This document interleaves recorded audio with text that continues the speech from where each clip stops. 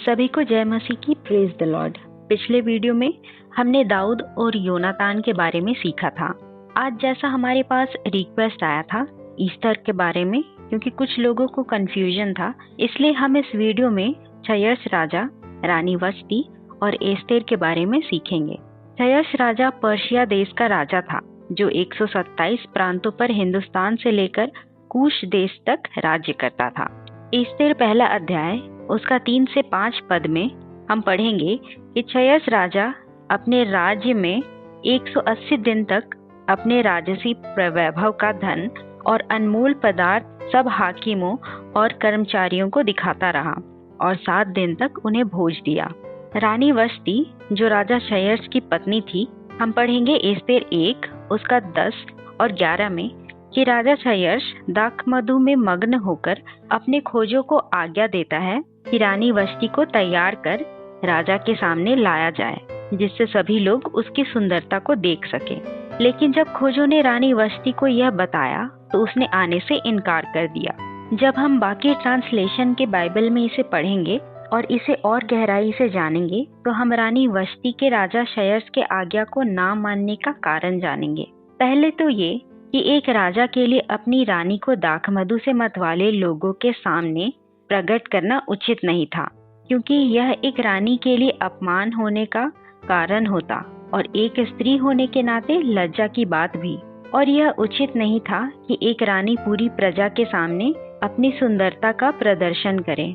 साथ ही पर्शियन सभ्यता में रानी या कोई भी पत्नी दूसरे पुरुषों के सामने अपने आप को प्रकट नहीं करती थी। अगर राजा स्वयं दाखमधु से मतवाला नहीं होता तो यह समझ सकता था कि यह एक अपमान और लज्जा की बात है।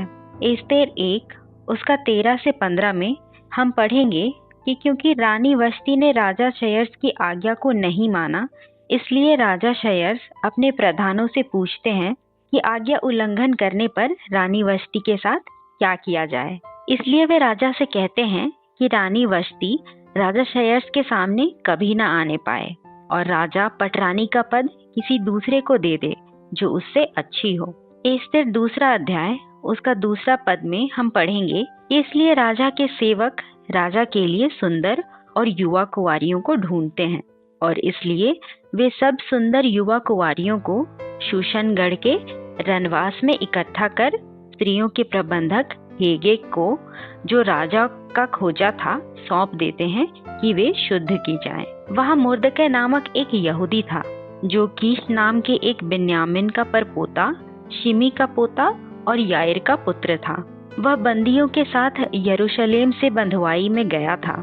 मुर्दकै की हदस्सा नामक अपनी चचेरी बहन को, जो एस्तेर भी कहलाती थी, पाला पोसा था, क्योंकि उसके माता पिता नहीं थे और वह सुंदर और रूपवती थी। राजा की आज्ञा अनुसार बहुत सी युवतियां हेगे के अधिकार में सौंपी गई, जहां एस्तेर भी राजभवन में उन स्त्रियों के साथ थी। और एस्तेर से हेगे प्रसन्न हुआ और वह उसे अच्छी लगी, इसलिए राजभवन में उसे सारी वस्तुओं के साथ 7 सहेलियां और रनवास में सबसे अच्छा स्थान दिया। एस्तेर ने अपनी जाति और कुल मुर्दकै के कहे अनुसार किसी को न बताया था और हर सांझ को एक एक कन्या राजभवन में जाती थी और सवेरे वापस आ जाती थी। यदि राजा उससे प्रसन्न होता तो वह फिर नाम लेकर बुलाई जाती थी।